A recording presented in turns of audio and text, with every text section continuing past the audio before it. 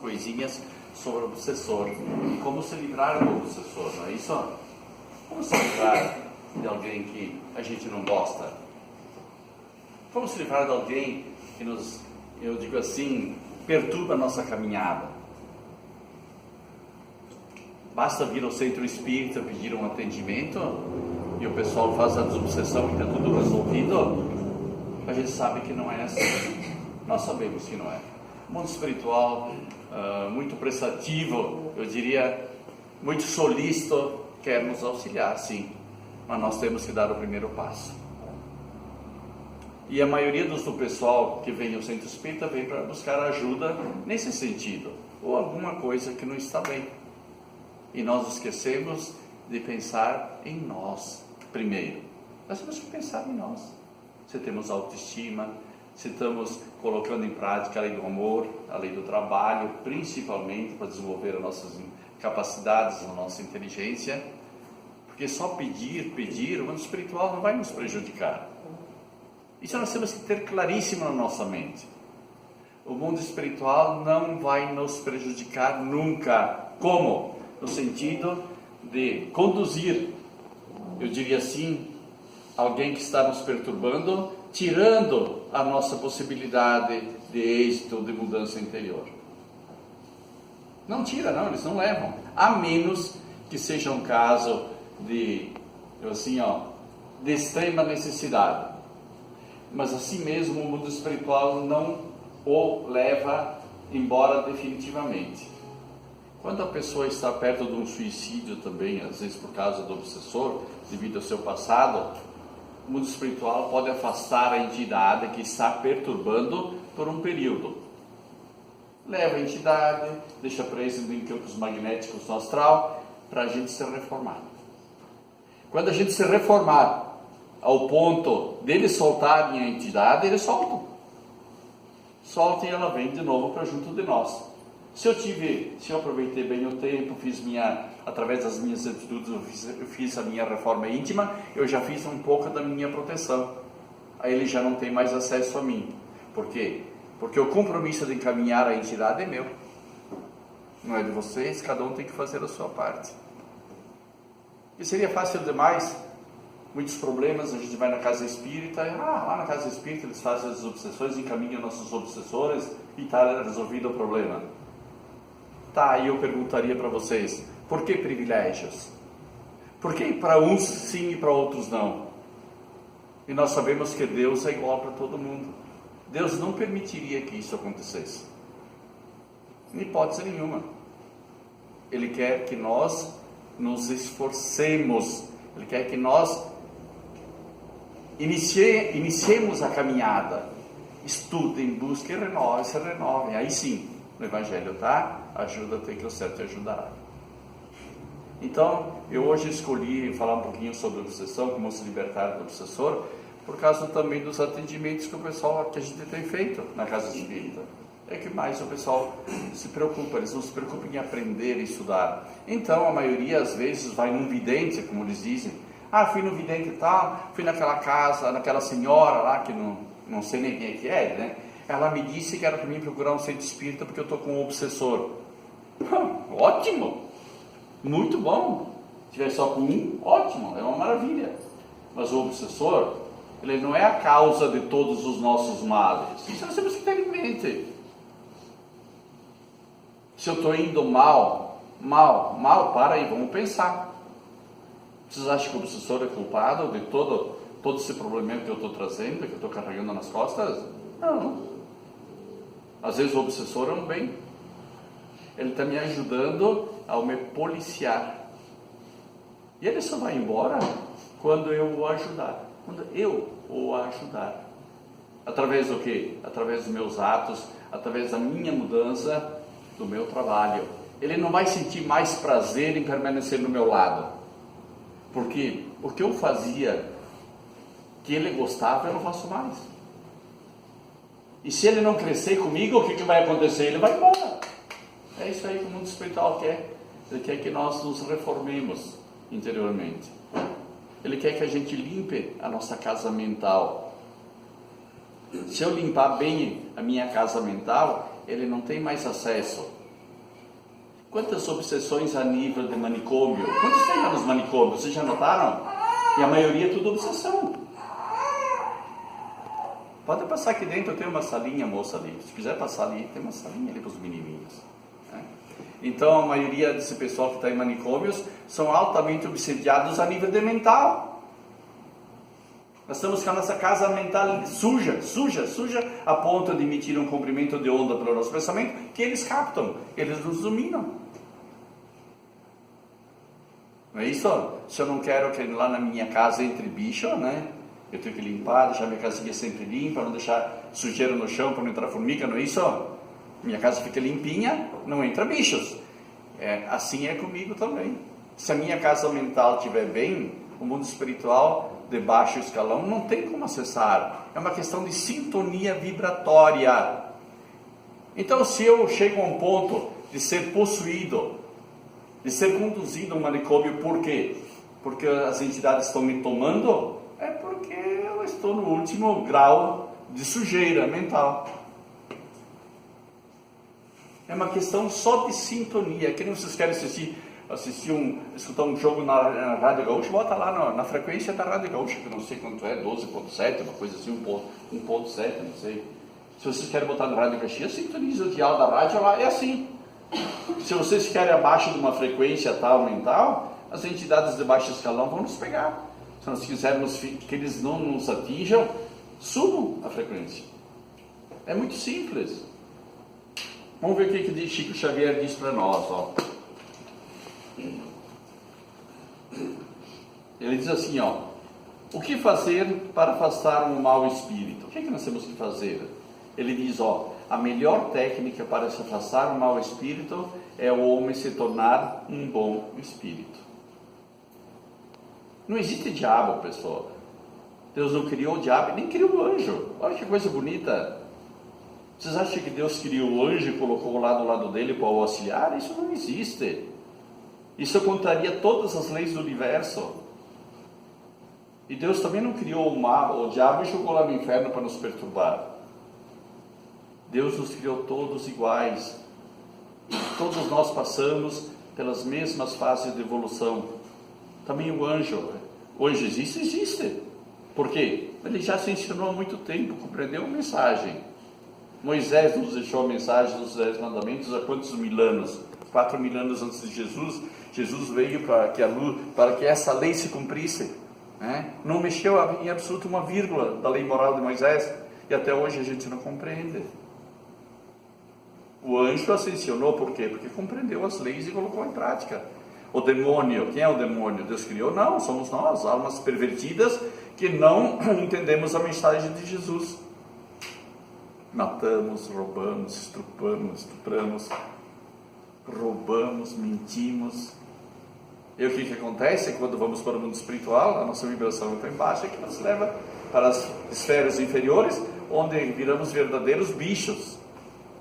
Deformidades a níveis perispirituais de toda sorte, de todo tipo. Por quê? Por aquilo que nós fizemos. Então nós somos culpados de tudo. Como afirmava Chico Xavier, não adianta o diabo assoprar onde não há brasas. O que Chico quis dizer com essa frase? Não adianta o diabo ou o espírito mal assoprar onde não há brasas. Ele quer dizer assim, ó: as sombras exteriores se ligam com as sombras interiores. Eu posso ter um monte de sombras dentro de mim que se ligam às sombras exteriores, que são as entidades ruins. Como eu posso ter um monte de luz dentro de mim que se ligam à luz exterior, que são as entidades do mundo espiritual, já da elevada hierarquia. Depende da minha vibração, da minha sintonia. Veja como é fácil se libertar de qualquer obsessor. O que me liga a um espírito maldoso é a maldade que alimenta as minhas atitudes e intenções. Maldade, pessoal, que me alimenta diariamente. A gente não pode ver ninguém feliz, não é isso? Hoje eu tive um exemplo muito claro. Uma criança de 12 aninhos, 11, dizendo que ela se sentia feliz quando via os outros infelizes. Que exemplo a mãe está dando para essa criatura? Hoje eu vi. Eu disse para ela: não, Tu tem que ser feliz com a felicidade dos outros. Eu disse, não, ela não. Eu sou feliz quando vejo os outros infelizes. Que exemplo nós pais estamos dando para os nossos filhos? Só para a gente pensar. Que sintonia nós estamos fazendo? Se dentro de nós existe esse tipo de maldade, esse tipo de intenção. O que nos une a um espírito vingativo é a minha resistência em perdoar. Eu não perdoando, eu estou ligado a uma vingança, com certeza. Essa vingança me liga a um obsessor muito ferrenho. É como se eu estivesse andando na rua. Eu estou andando na rua vendendo cachorro quente, vamos por eu. Passo por vocês, ninguém liga, mas tem a senhora lá que está com fome, né? Ela vai dizer, Machado, me dá um cachorro quente. Por quê? Ela sintonizou com aquilo que eu estava fazendo.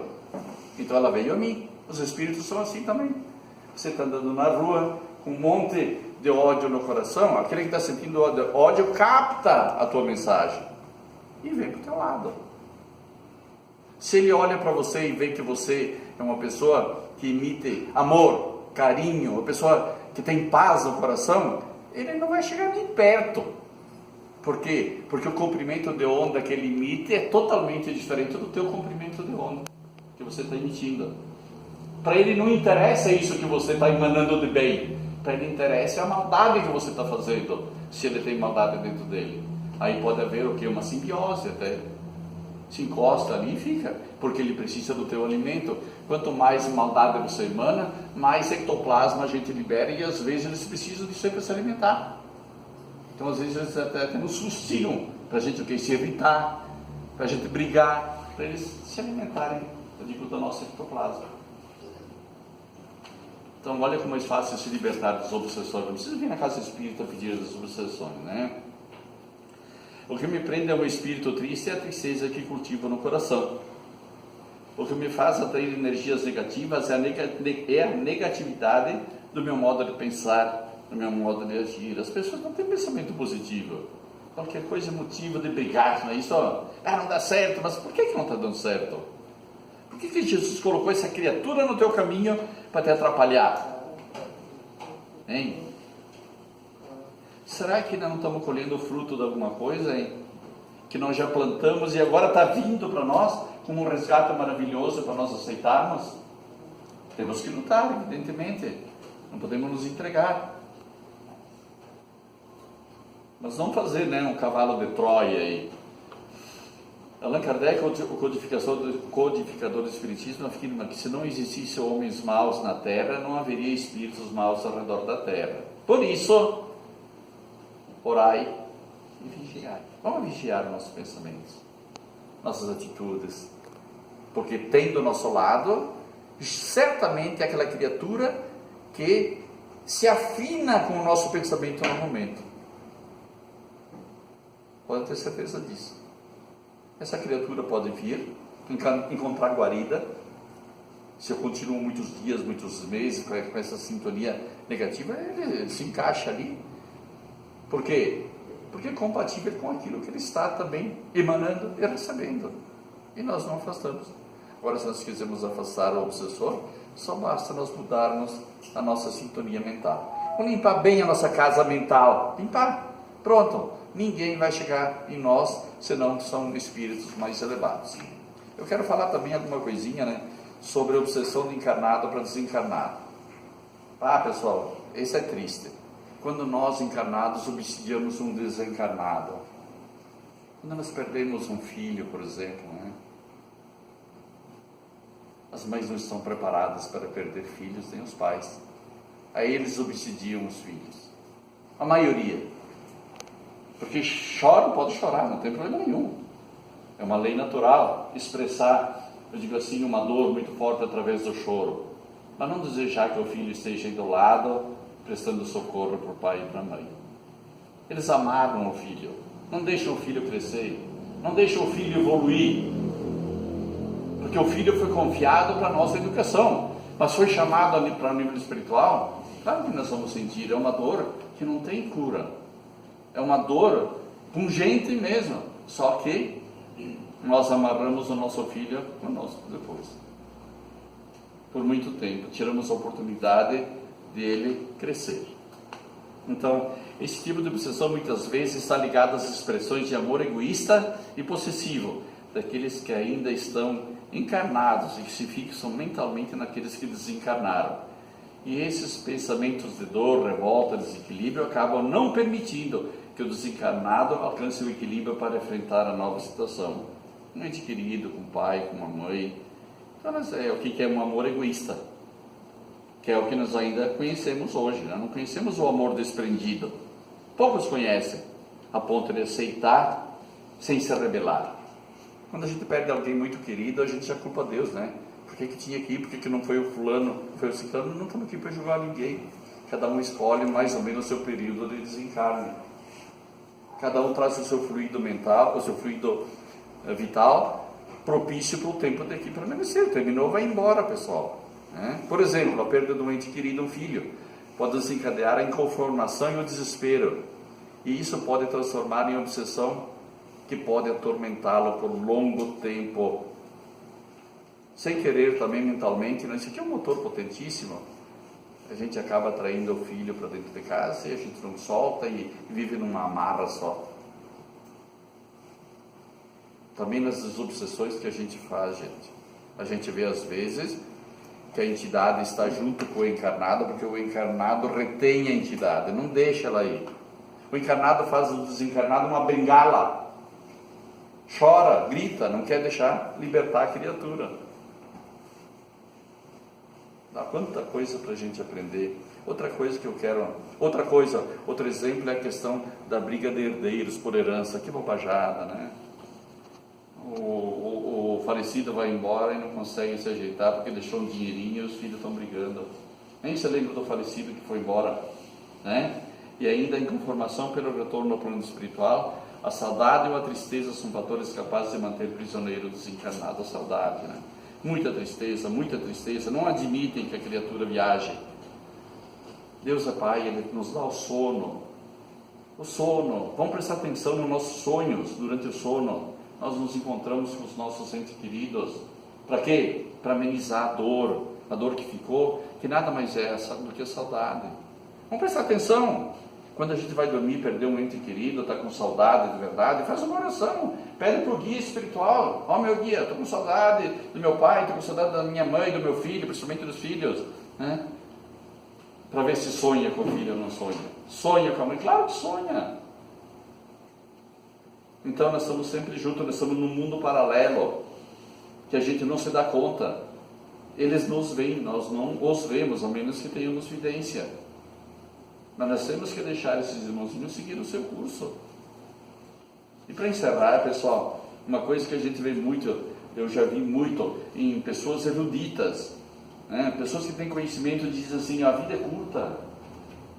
Não é isso? Vamos aproveitar que a vida é curta. Mas que vida curta é essa, pessoal? Me explique o que é isso, que eu não sei o que é a vida curta. Eu entendo que a encarnação é curta, mas se Deus nos criou, nós somos eternos. Então a vida não é curta, a vida é longa.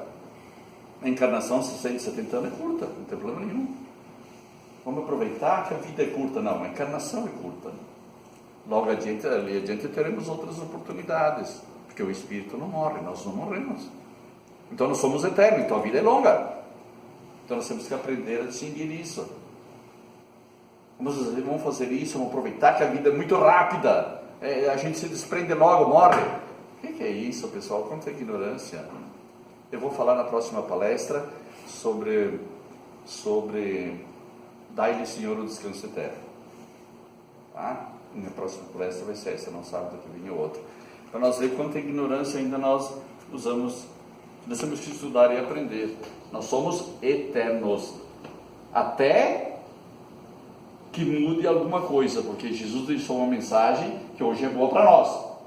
Está dentro da nossa capacidade de entender. Pode ser que daqui 400, 500 anos, que nós evoluamos bastante e venham outras mensagens superiores que hoje nós não teríamos capacidade de absorver.